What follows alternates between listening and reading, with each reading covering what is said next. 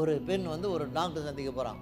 Doctor சொல்கிறாங்க, doctor எனக்கு ரொம்ப மன உளைச்சல் இருக்குது, ஸ்ட்ரெஸ் இருக்கிறது, மன பாரம் சொல்லும்போது, அப்போது டாக்டர் சொல்கிறார், எங்கே வேலை செய்ய சொல்கிறாங்க. அங்கே சொன்னாங்க, ஒவ்வொரு நாள் வேலைக்கு போகிறேன், காலையில் வீட்டிலேருந்து என்னுடைய வீட்டுக்கும் ரயில்வே ஸ்டேஷனுக்கும் 25 நிமிஷம் நான் ரயில்வே ஸ்டேஷனுக்கு நடந்து போய் அங்கு ஒரு ட்ரெயின் ஏறி மீண்டுமாக நான் வேலை ஸ்தலத்தில் இறங்கி மீண்டுமாக வேலை முடித்த பிறகு 25 நிமிஷம் நான் அங்கேருந்து நடந்து நான் வீட்டுக்கு வரேன்னு சொல்லும்போது, அப்போ டாக்டர் சொல்கிறார், நான் ஒரு காரியம் சொல்கிறேன், அதன்படி நீ செய்யணும்னு சொல்கிறேன். அப்போ டாக்டர் சொன்னார், நீங்கள் வேலைக்கு நீங்கள் போகும்போது நீங்கள் போதும் நீங்கள் மொபைல் ஃபோனை பார்த்துட்டு நீங்கள் 25 நிமிஷம் ரயில்வே ஸ்டேஷன் போவதை காட்டிலும் அந்த மொபைல் ஃபோனை உங்கள் பையில் ஒரு 4 வாரம் அந்த மொபைல் ஃபோனை பையில் வைக்க வேண்டும். பையில் வைத்து விட்டு 25 நிமிஷம் நீங்கள் வேலைக்கு போகும்போது போகிற இடத்தெல்லாம் பில்டிங்கை பாருங்கள், பில்டிங்கில் இருக்கிற கலரை பாருங்கள், பில்டிங்கில் இருக்கிற கூரையை பாருங்கள், அங்கே இருக்கிற மரங்களை பாருங்கள். இப்படி 4 வாரம் கழித்து என்னை திரும்பி வந்து பாருங்க சொல்லும்போது, அப்போ அதே போல் அந்த அம்மா என்ன செய்தாங்க, அந்த மொபைல் ஃபோனை பையில் வச்சுட்டு 25 நிமிஷம் ஒரு நாளும்